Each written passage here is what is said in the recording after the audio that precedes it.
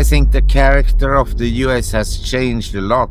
The US started the 19th century with a population of approximately 5 million, and it ended the 19th century with a population of 80 million. So there was a lot of migration into the US. And these people, they went to the US because living conditions in the US were more favorable than in Europe. The socialist economists, they misrepresent these factors because they always say the 1870s in America until 1910 were the robber baron days, and they pushed down the capitalists like the Rockefellers and so forth because they say they abused people. Yes, throughout history, people in power have abused people with less power. And if I may summarize, the history of mankind is the powerful people have always used labor. Labor is badly paid throughout the ages.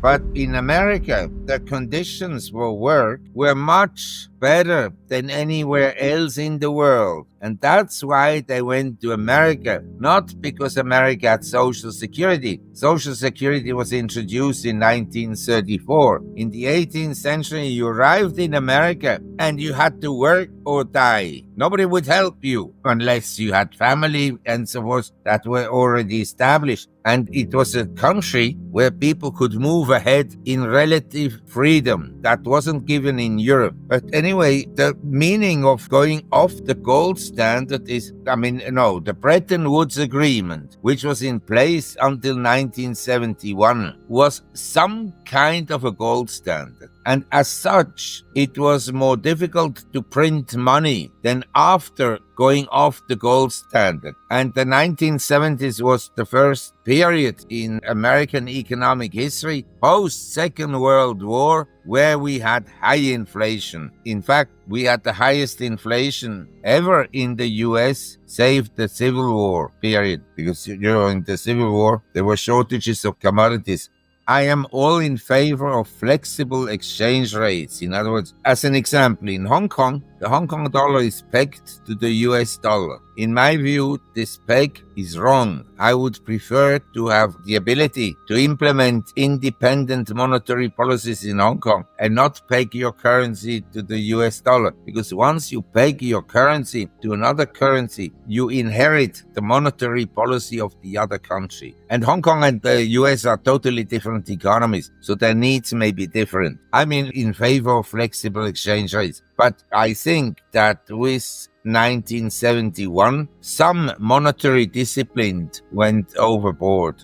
They abandoned it. And thereafter, if you look at, say, the debt in the United States, 1900 to today, the debt grew at about the rate of GDP for hundreds of years, in theory. But especially after 1980, government debt began to grow at a much faster pace than, say, GDP. So our debt level as a percent of the economy has gone into explosive growth mode. Now, some people say and tell me, you've been arguing against debt for a long time and the system still functions. Yes, that is true. But that is also the case in Turkey and was the case in Zimbabwe and was the case in Argentina. But the problem becomes affordability for the majority of people. The majority of people have salaries that go up, but they do not go up at the same rate as the cost of living increases. And so, as you pointed out, we have a housing crisis in the US because affordability issues. Most people can't afford to buy a house anymore. The rich, yes, the 0.1%, they can afford to buy a house. But young people, they all struggle to buy a house. And that's why, although home prices are at the record, in other words, normally in a bull market, the volume goes up with the price increases. But in this housing boom we have now, transaction values, in other words, existing home sales and new home sales are all down. And that's why I am so critical about the Federal Reserve's monetary policy, because what they've created is an affordability crisis. They can print money, but it hurts ordinary people more than it helps them.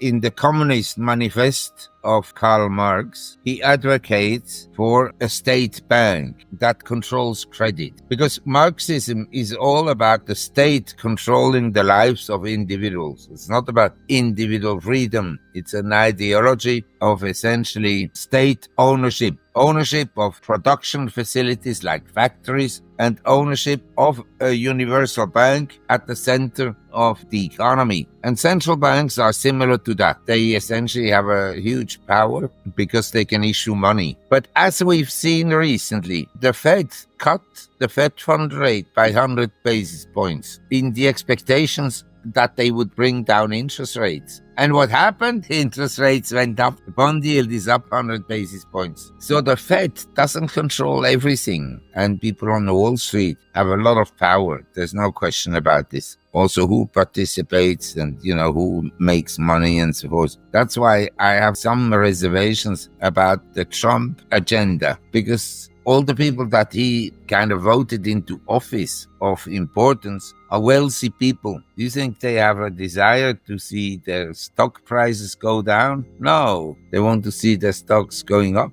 I think the government has a lot of power because they can go to a corporation and tell them, you do this. And the corporate officer says, no, I don't want to do this. And the government says, well, I'm sorry, we'll have to close down your plant there and there because of these and these reasons. But at the same time, the private sector has a lot of power if they have money, because then they can hire lobbyists, and the lobbyists then have influence of government officials. Specifically, they can bribe them. And this is not a subject that is talked about much, but I think that in the US, the system is highly corrupt.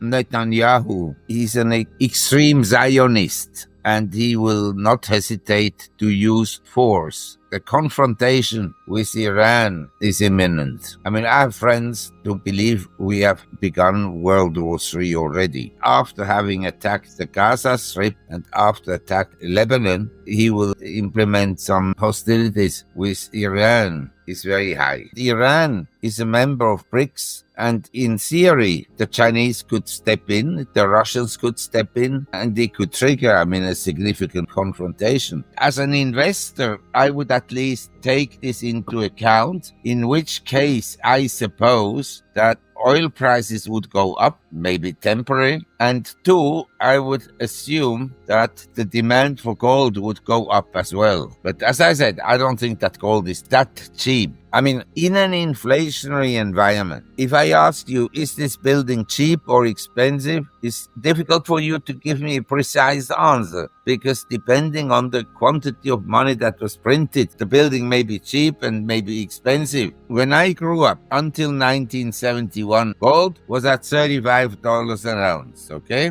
And when I go back to Switzerland, I remember how much a croissant was at the time, and I know how much a croissant is now. Now the price of a croissant compared to 1950 or 1960 is about 10 times more than at that time. But the price of gold is up much more than 10 times. So I don't think that gold is that cheap. But equally, I think it could go higher because people can't trust paper money anymore.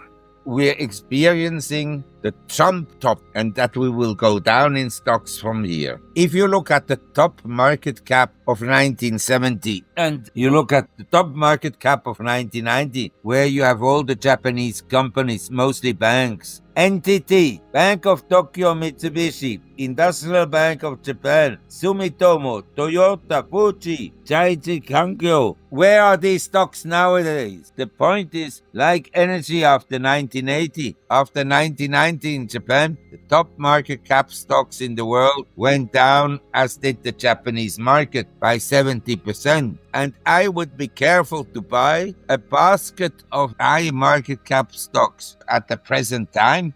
John Hussman, he made a study and showed that the 10 market cap stocks then subsequently disappoint in their performance. They don't outperform the S&P anymore. My message is the market in the US is dominated by a handful of stocks that have performed superbly and driven up the Nasdaq and driven up the S&P. And this handful of stock, they make now more than 30% of the market cap in the US. When they will go down, the index will go down. But neglected stocks maybe will do better, like energy stocks. They are now relatively low. And foreign stocks, European stocks, they're relatively low. And emerging markets. A lot of people, who only have a pension, they may be tempted to say, okay, we're going to downsize. We sell our house and we move into a condo, because a condo is much more convenient than a house. A house is a huge burden on you. I need 4 employees for all the houses that I have here. And to hire employees nowadays is not so easy. So the transaction volume will always be there. But in the US, there are some tax implications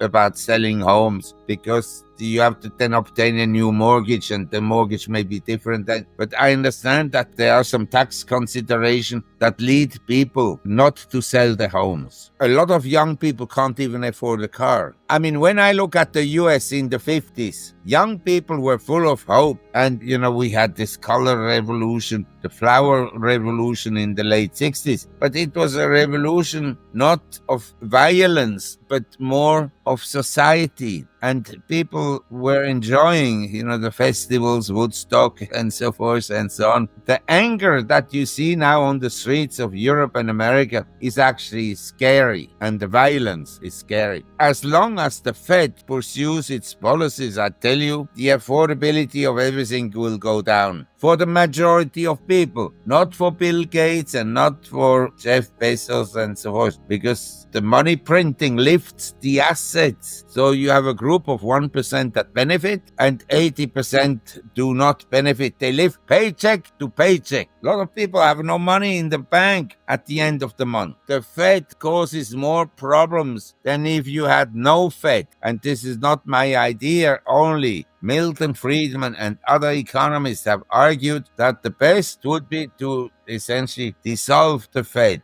If measured properly, the US, for most people, is already in recession. That I tell you. Most families struggle. In Europe, it's the same. In Europe, the deposit rate is so low and inflation is much higher. The employment situation is not particularly good. The way the government calculates economic growth is they add apples and oranges and everything together. Then they take the CPI index and they adjust it for inflation. Then they come out and say the economy grew at 3%. But what about if the cost of living are going up by, say, 5% instead of the government telling you 2.7%? Then economic growth in real terms is going down. And in a monetary inflation period, we have to measure real terms, not nominal. Nominal, everything goes up, also stocks. But in real terms, it goes down.